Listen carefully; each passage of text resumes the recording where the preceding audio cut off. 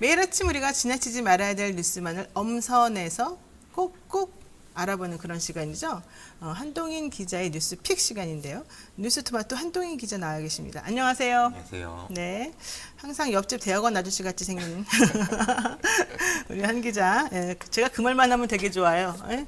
우리 한 살이라도 어린 게 좋죠, 아무래도 네, 이제. 자, 봅시다. 오늘 사실 여러분들이 궁금해할 만한 그런 사건 소식 있습니다. 바로 삼성전자 이재용 부회장의 가석방이 오늘 될지 안 될지 그 결론이 나온다는 건데요. 그럼에도 불구하고 가석방 여부에 많은 영향을 미칠 만한 그 이재용 씨에 대한 사법 리스크가 여전히 많거든요. 지금 재판 중인 것들도 있고. 그래서 과연 가석방이 이루어질지 알아보는 시간이죠. 네. 예, 오늘 법무부가 가석방 심사위원회를 개최해서 이재용 삼성전자 부회장에 대한 가석방 여부를 결론을 냅니다. 그러니까 이 부회장은 지난달 말 형기 60%를 채웠는데요. 네. 가석방은 복역률, 수감 성적, 그리고 사회적 법 감정, 선고형의 적정성 등을 종합해서 결론이 납니다. 그래서 이 부회장이 심의를 통과하게 되면은 네. 광복절이 15일인데 금요일인 13일 출소를 할 것으로 보입니다. 재계에서는 그동안 미중 패권 다툼 등으로 반도체 위기 상황이다 이렇게 네. 해서 사면을 요청을 했는데 참여연대는 비롯해서 시민단체들이 계속 반대를 하고 있습니다. 가석방에 대해서도 반대를 하고 있고요. 그렇죠.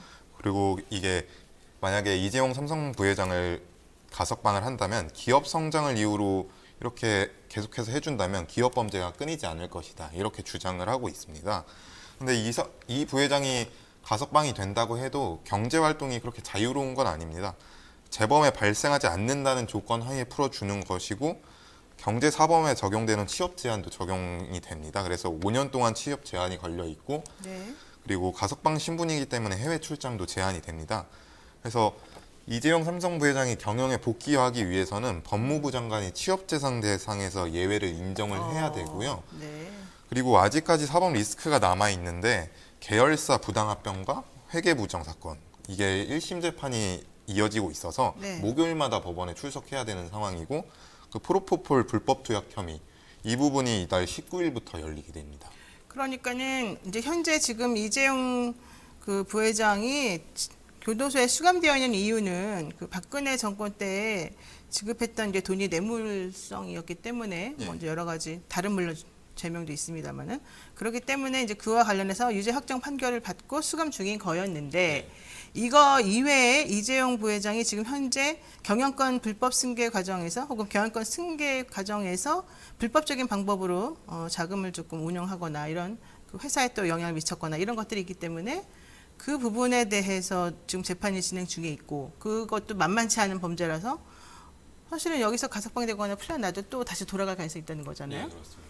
그런 리스크를 안고도 과연 할 것이냐. 또 뭐 프로포폴 투약이 사실은 그렇게 심각한 범죄라고 하기는 좀 어려울 수 있습니다만은 그래도 어쨌든 사회적으로 경종을 올려야 된다는 측면에서도 역시 이거 좀 위험한데 이렇게까지 무리하게 할 필요가 있느냐. 원래 그 전에는 물론 형식적인 요건은 맞아요. 형식적으로는 법에는 뭐 3분의 1만 형기에 3분의 1만 뭐 수감을 했으면 요건은 일단 되는데 사실 그렇게 안 됐단 말이에요. 보통 70%, 80% 이상 돼야지만 가석방 심사 명단에 넣어줬는데 이재용 부회장은 가석방을 시켜주려고 하니까 이걸 60%로 낮춰가지고 맞춤형 이재용 맞춤형 가석방 해주려고 하는 거 아니냐 네. 이런 거잖아요 지금. 네. 어떻게 해야 돼요 그러면? 일단 오늘 가석방이 결론이 날 것 같습니다. 그동안 법무부에서 나겠죠. 예, 그렇게 했기 때문에 계속 네. 그렇게 될 것 같습니다. 근데 그러니까 일단은 가석방 해주는 쪽으로 난다는 거죠? 네, 그럴 것 같습니다. 그래요. 뭐 너나 할 것 없이 다 그렇게 얘기를 하면은 그렇게 될 것 같은데 어떻게 할지 모르겠네요. 자 그리고요. 이른바 지도부 패싱 논란을 가지고서 주말 내내 시끄러웠던 우리 윤석열 전 총장님 이번엔 정말 하루에 한 건이라도 소식이 안 나오는 게 없는 것 같은데 지금 국회에 103명하고 막 돌아다니면서 인사한 것 때문에 확진이 되네 마네 코로나가 어떻게 됐네 이런 얘기 나오는 와중에 이번에는 이준석 대표하고 힘겨루기 하는 모습이 또 계속해서 포착이 되고 있어요. 어떤 예. 겁니까? 윤석열 전 총장이 휴가를 가면서 논란이 그냥 끊어지나 했는데 이게 멈추지 않고 계속해서 이어지고 있습니다.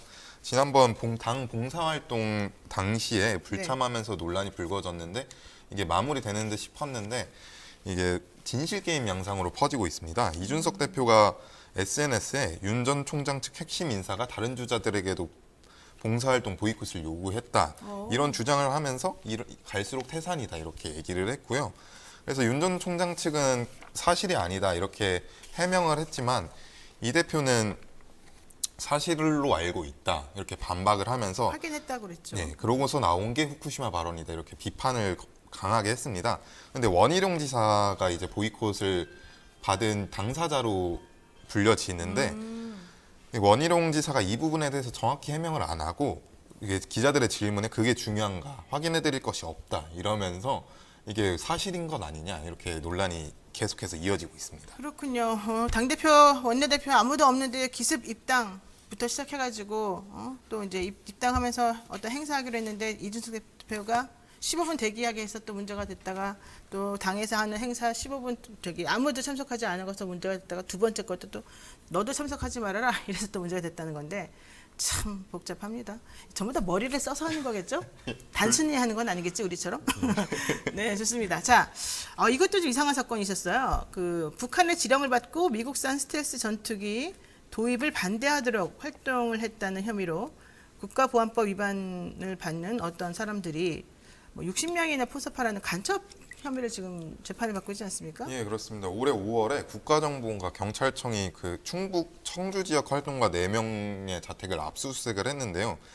확보한 USB 파일에서 2017년부터 북한 공작원과 최근까지 주고받은 지령문과 보고문이 확인이 됐습니다. 네. 이 사람들은 자주통일 충북동 지회라는 조직을 결성했고 북한 공작원으로부터 노동시민단체 인사 60명을 포섭해서 스텔스기 도입 반대 운동을 벌이라는 지령을 받은 것으로 조사가 됐습니다. 공작원은 북한의 대남공작부서인 통일전선부 문화교육국 소속이고요. 이 내용을 보면은 피의자 중에 한 명은 21대 총선이 지난 4월에 있지 않았습니까? 지난 2월에 북한 측으로부터 자유한국당을 비롯한 보수 패거리들이 박근혜에 대한 동정론을 확산시켜 석방 문제를 극력 부각시키고 있다. 사회 전반의 반보수 투쟁 분위기를 확산시켜야 된다. 이런 내용을 전달을 했습니다. 그리고 또 김정은 북한 국무위원장에 대한 충성을 맹세하는 혈서 사진도 포함됐고요. 네. 이 활동가들은 우리나라 민중당과 민주노총의 동향도 북한에 계속해서 보고한 것으로 알려져 있습니다. 특이한 게 이 4명 중에 3명은 한 명은 대기업 현장 조직을 장악을 해서 지역 청년 의식화 사업을 하겠다고 보고를 했고요. 한 명은 어린이집 교육교사들을 의식화하고 한 명은 충북 간호사를 조직화해서 북한과 연락하는 책임지는 역할을 했다고 합니다. 아니 근데 또 특이하게 지금 윤석열 전 총장 측에서 주장하고 있는 내용은 이 사람들이 윤석열 전 총장 탄핵 얘기가 나왔을 때 주도적으로 돈을 모금하면서 윤석열 탄핵시켜야 된다. 뭐 이런 운동까지 했다. 예. 이게 혹시 청와대나 정부하고 좀 뭔가 유기적으로 연결돼서 그쪽 말 듣고 본인을 이렇게 탄핵하려고 한 거 아니었냐. 이런 여기까지 하고 있잖아요. 여기까지. 네, 그렇습니다. 일단 그러니까 야당에서는 뭐 국가 보안 위기다, 무너졌다 이렇게 얘기하고 있는데 청와대와 여당은 엄중한 수사를 해야 된다 이러면서 일단 거리를 두고 있습니다. 사실이 아니라는 입장입니다. 야, 2021년도에 간첩. 정말 깜짝 놀랐습니다. 네, 한동희 기자 오늘 수고하셨습니다. 고맙습니다. 네, 지금 여러분께서는요, 노영희의 뉴스 인사이다 함께하고 계십니다. 잠시만 기다려주세요.